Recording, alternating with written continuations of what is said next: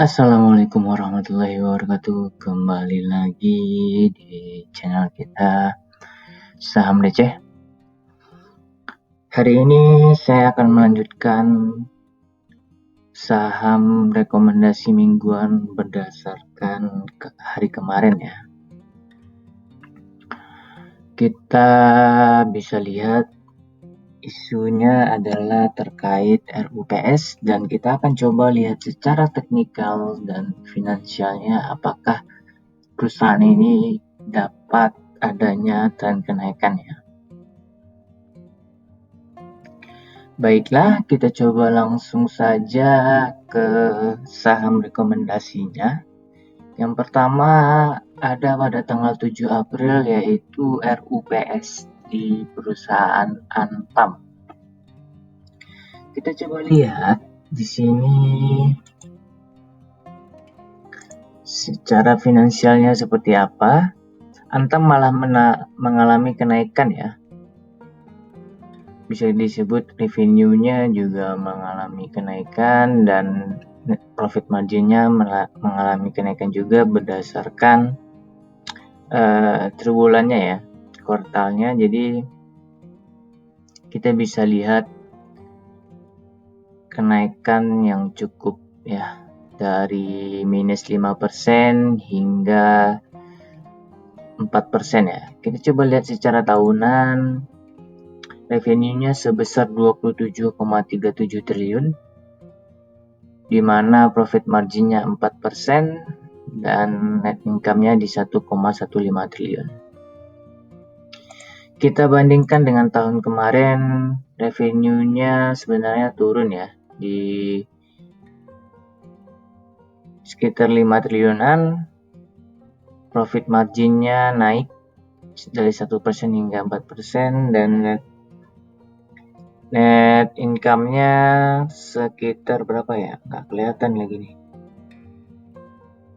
193,85 billion hingga sekarang 1,15 triliun, dan ini bisa dilihat sangat besar untuk kenaikan Antam ya, dan Antam berpeluang akan ada tren kenaikan. Itu ya, sangat-sangat besar untuk tahun 2020-nya mengalami kenaikan, jadi Antam berpotensi besar. Kita coba lihat secara teknikal, 57% untuk dibeli. Sekarang kita bisa lihat harganya di antara S1 menuju pivot point. Berdasarkan Fibonacci pivot point, akan ada kenaikan hingga R3-nya di 2346, S3-nya di 2146. Kita coba lihat RSI-nya di 40,51, stokastiknya di 42,86, ADX-nya di 23,37, ROC-nya di minus 9,92, dan stokastik masih di bawah setengah ya. Secara teknikal indikator menyarankan untuk dibeli berdasarkan moving average, menyarankan dijual, di mana MA10 hingga MA50 menyarankan untuk dijual. Kita coba lihat di sini market cap-nya cukup lumayan besar di 54 triliun ya. Oke, kita coba lihat secara teknikal seperti apa untuk Antam. Antam sudah mulai membentuk sudut kecil berdasarkan Bollinger Bands, dan ini sangat berpeluang ya. Sebenarnya kalau dilihat sangat berpeluang ketika Antam sudah mulai mengecil, kemungkinan besar akan ada tren kenaikan. Kita bisa coba lihat juga di sini berdasarkan Bollinger Band berada di daerah garis bawah middle ya, dan dia akan coba naik ke 2290 hingga 2300. Di sini kita bisa lihat ya, Antam mengalami kenaikan bisa sekitar 10% lagi berdasarkan Bollinger Band. Dan kita bisa coba lihat berdasarkan MACD juga adanya tren kenaikan ya. Dan berdasarkan Fibonacci, dia akan coba naik ke daerah 23 dan akan cukup besar ke daerah 38 ini di 2440. Kalaupun penurunan berarti Antam akan coba ke daerah supportnya di 2120, paling kecil di 2080. Itu yang bisa teman-teman pertimbangkan dalam membeli saham Antam ya. Selanjutnya kita balik lagi ke kalender. Di tanggal 8 ada perusahaan DSNG. Kita coba lihat DSNG secara finansial seperti apa. DSNG di kuartal 3 profit marginnya turun tapi malah naik di kuartal 4.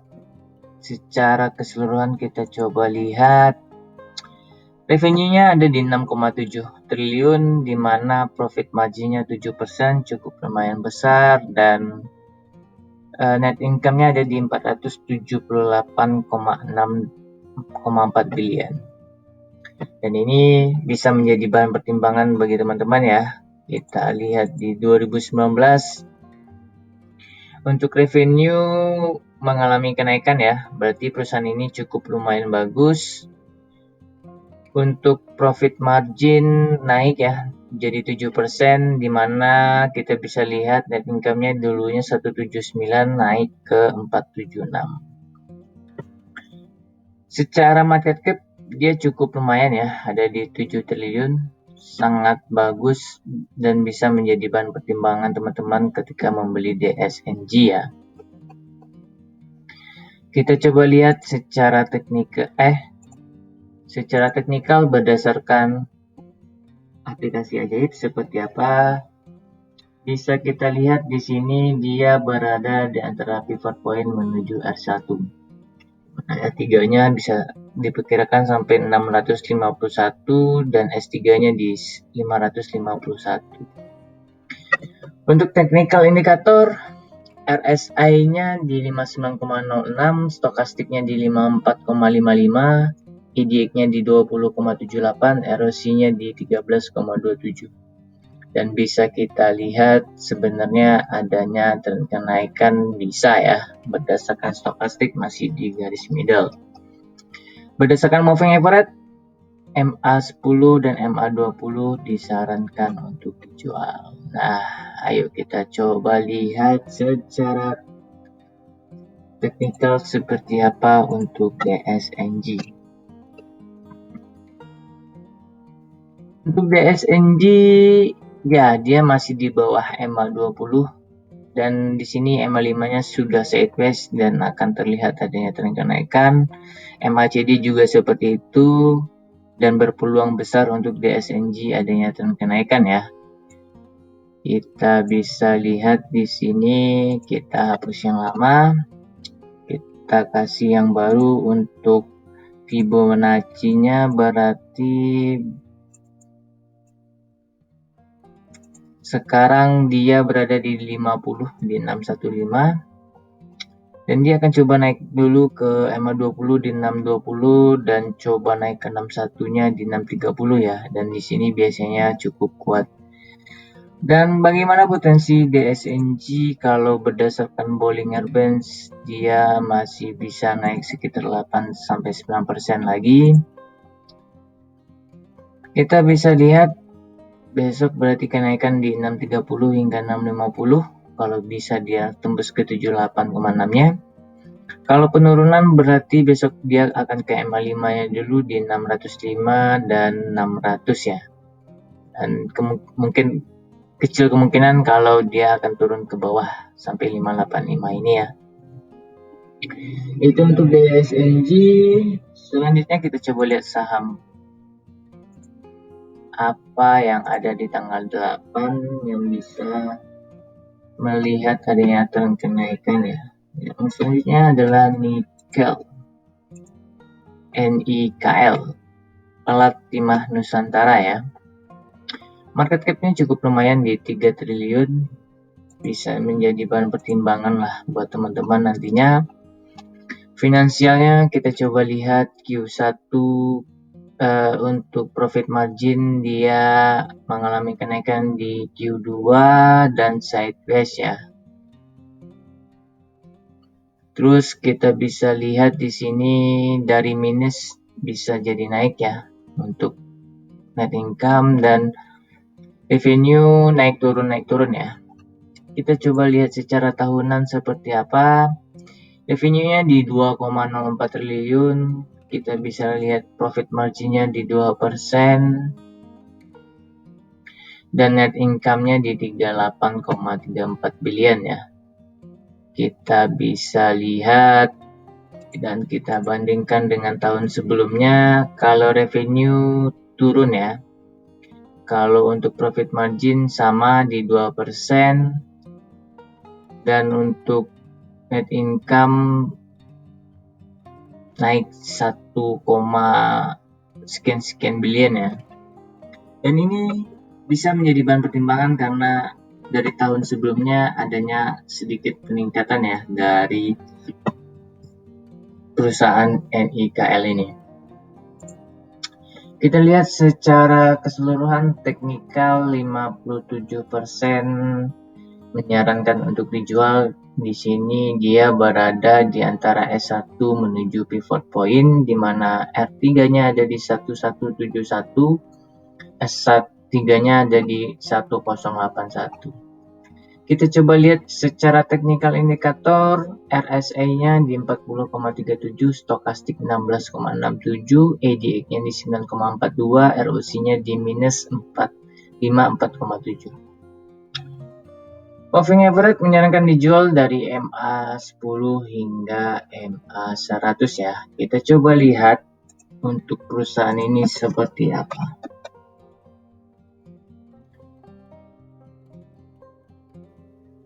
Ya, kita coba lihat di sini berarti nikel kita coba kecilkan berdasarkan Fibonacci ya.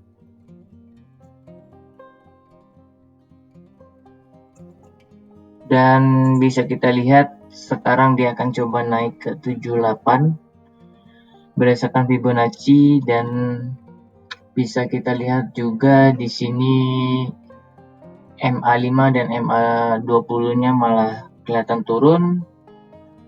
Tapi bisa dilihat di sini dia sudah di harga support dan kemungkinan akan ada tren kenaikan ya. Dan tren kenaikan yang bisa didapatkan bisa sekitar, kita coba lihat berdasarkan Fibonacci, ada sekitar 13,43% ya. Jadi ini bisa menjadi bahan pertimbangan bagi teman-teman karena dia perusahaan ini juga sedikit bagus dari tahun sebelumnya dan bisa menjadi bahan pertimbangan ya. Selanjutnya kita coba lihat saham apa di tanggal 8 atau di tanggal 9 ya. Ada BNGA. Kita lihat untuk BNGA secara finansial seperti apa ya.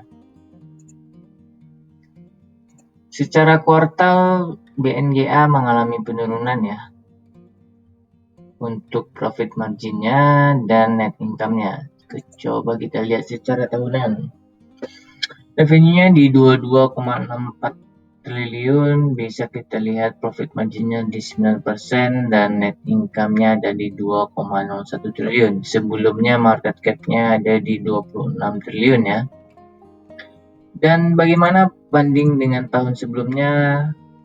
Kalau revenue dia turun sekitar 3 triliun, untuk profit margin juga turun dari 14, menjadi 9 triliun, dan net income-nya turun juga ya dari 3,6 hingga menjadi 2 triliun.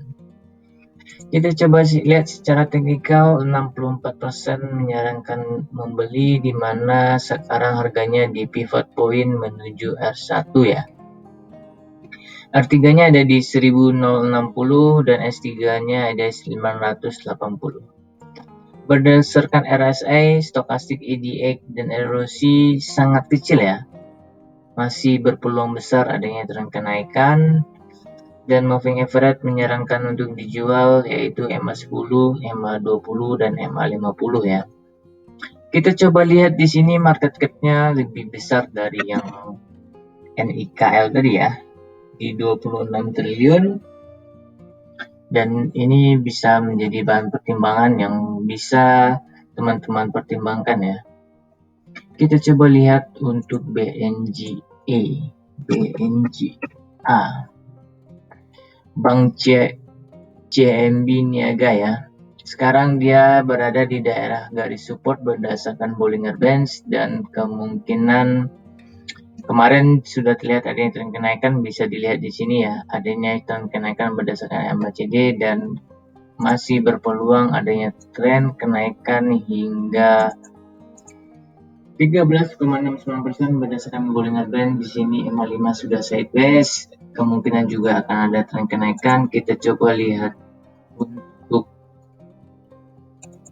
Fibonacci, dia sekarang berada di 23,6 dan akan cukup kuat ya, nanti naik ke MA5 hingga 38,2-nya di 1065, dan di sini biasanya cukup kuat dan akan naik ke MA20 di 1095. Kalau turun saya ngelihat kecil kemungkinan ya.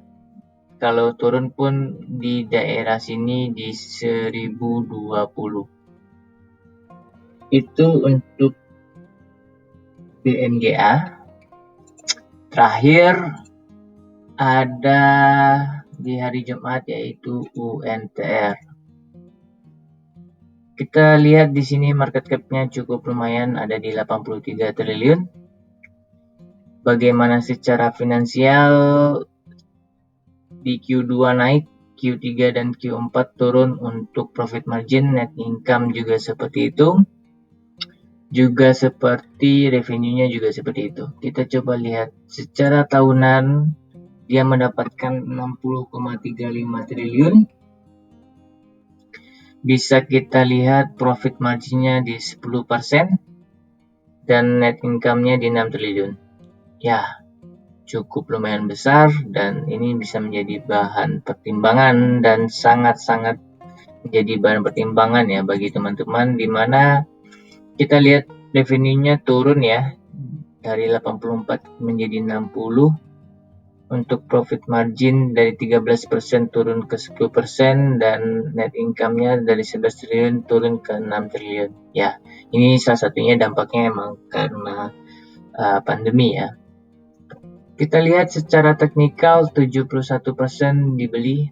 Kita bisa lihat di sini harganya berada di pivot point menuju R1. R3-nya di 22,4191, S3-nya di 21,691. Bisa kita lihat untuk technical indikator RSI-nya di 42, stokastik 37, EDX di 12,8, ROC di minus 4,03. Dan ini bisa menjadi bahan pertimbangan banget lagi kepada teman-teman karena stokastiknya masih berada di garis bawah middle. Secara moving average kita bisa lihat di sini yang menyarankan untuk dijual adalah MA50 dan MA100 ya. Kita coba lihat untuk UNTR seperti apa. UNTR bisa kita lihat sekarang dia berada di atas MA5 ya harganya, dan memang mengalami tren kenaikan. Bisa kita tambahkan di sini Fibonacci-nya. Nah, sekarang dia akan coba naik ke 61 di harga 22.300 ya.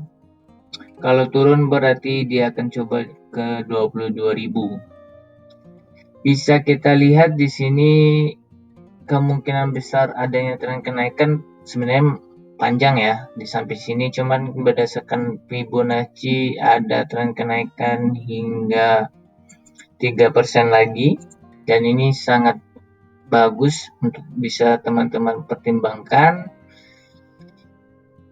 karena kemarin mengalami distribusi, kemungkinan besar besok akan ada akumulasi ya, dan ini sangat berpotensi di minggu depan.